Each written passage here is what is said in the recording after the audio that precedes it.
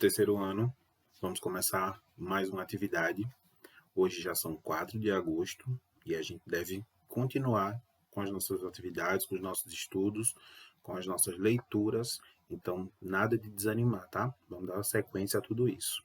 Hoje, nossa atividade no livro de ciências, que é a nossa primeira atividade, porque hoje nós teremos duas.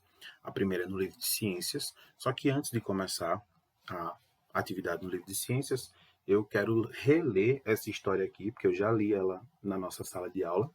É uma história curtinha, mas a gente vai relembrar, através dessa leitura, a aula de ontem, de português. Então, o título da história é Cada Casa, Casa com Cada Um.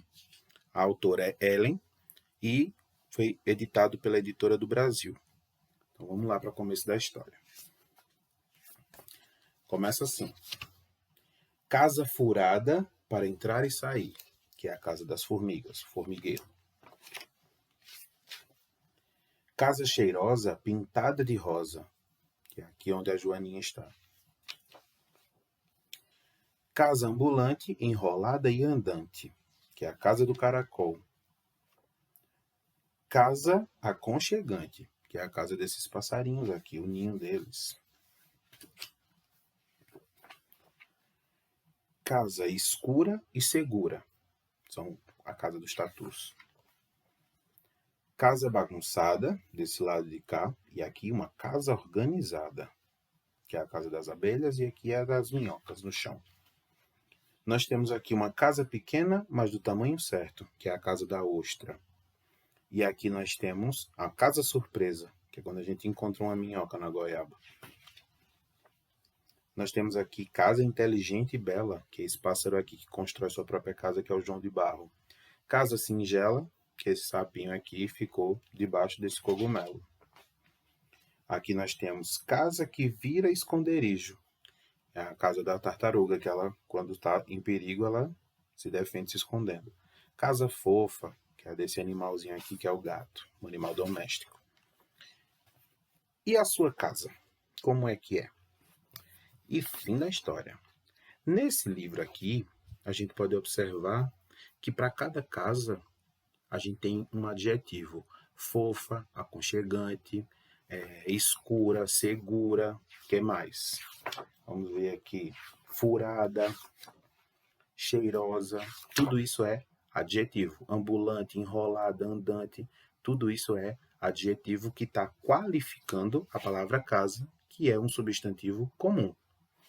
Só que aí, vamos aqui deixar a nossa história de lado e vamos passar para a nossa atividade no livro de ciências, que nós vamos tratar da página 24. Então, já abre aí o livro na página 24.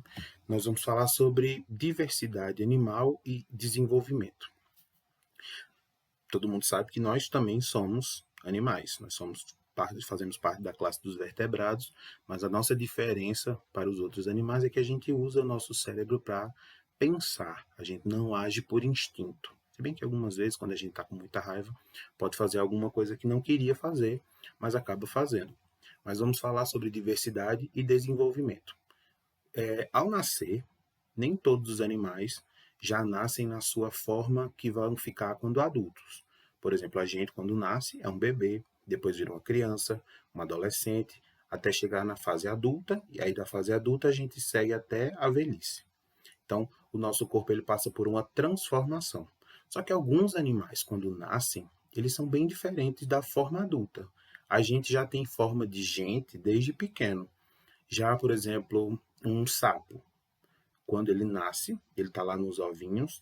Quando ele sai do ovinho, ele é um girino, ele tem cauda, ele vive apenas dentro da água e com o passar do tempo ele vai sofrendo uma metamorfose. Alguém sabe me dizer o que é metamorfose? Metamorfose é exatamente essa mudança, mas a gente vai ver no texto agora qual é o significado dessa palavra. Então, na página 24, tem aí uma leitura que a gente tem que fazer, que é mais ou menos explicando tudo isso que eu acabei de falar. Fala aqui embaixo. Pense no seu próprio desenvolvimento. Apesar de a gente não ter sofrido nenhuma mudança radical ou uma metamorfose, nós passamos por muitas mudanças desde que nascemos. A gente nasce sem dentes, sem cabelo, sem saber falar, sem saber andar. Os nossos ossos não estão completamente formados, a gente ainda vai se desenvolver. Então, tudo isso faz parte do nosso desenvolvimento. Tem uma imagem aí de uma joaninha. A joaninha na sua fase inicial, que são esses ovinhos amarelos, até ela chegar na sua fase final. Então, isso aí que a joaninha está passando é uma metamorfose. Perceba que quando ela nasce, ela está de uma forma, e até a fase adulta, ela muda essa forma.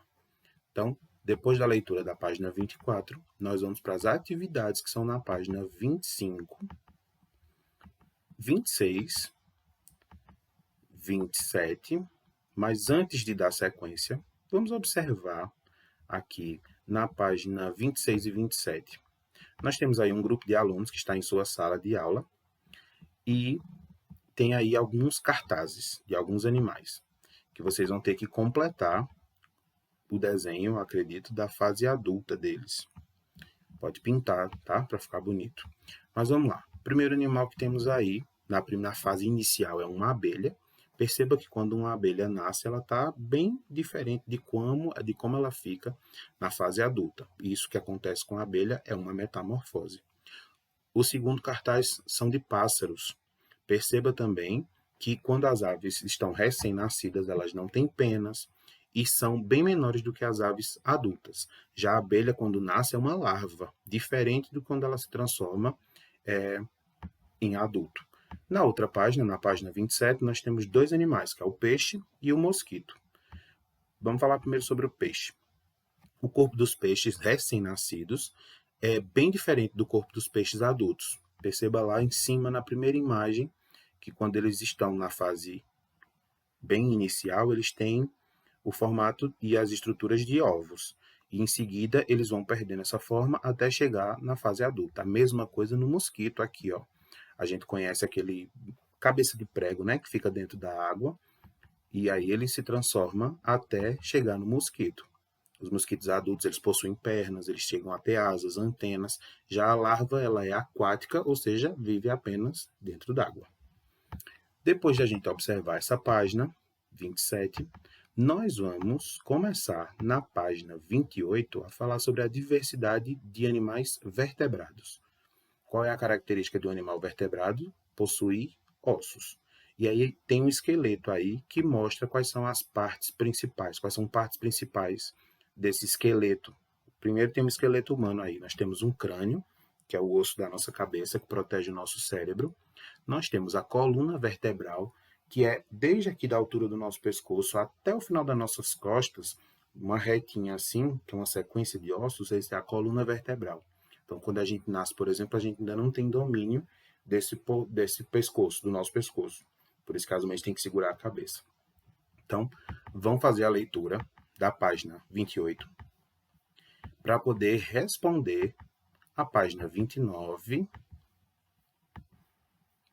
30 e deixe-me ver até que página nós vamos até a página 31. Vamos estar falando de animais vertebrados, observar onde é que fica em cada um deles o seu crânio e a sua coluna vertebral. Nós temos aí na página 30 e 31 alguns esqueletos de animais diferentes e vocês vão ter que escrever onde é que está o crânio, onde é que está a coluna vertebral. A gente já estudou na nossa sala que os animais vertebrados eles são divididos em 5 classes. Nós temos os répteis, os anfíbios, as aves, os mamíferos e os peixes. Então, são 5 classes diferentes dentro dos animais vertebrados. Então, qualquer dúvida que existir, procura a tia Jéssica ou me procura para que a gente possa tirar essas dúvidas, tá? Então, vamos agora para a próxima atividade, que é a atividade de artes. Então, terceiro ano, para completar a nossa atividade de hoje, nós vamos fazer a nossa atividade de artes. E a atividade de arte vai precisar que a gente recorte e cole. Então, separa a tesoura, revistas antigas, pode ser livros do ano passado. E aí você escolhe uma capa de caderno, por exemplo, e usa ela como se fosse o seu quadro. Nós vamos criar um quadro juntando diversas imagens diferentes, como vocês estão vendo nessas imagens que estão passando aí.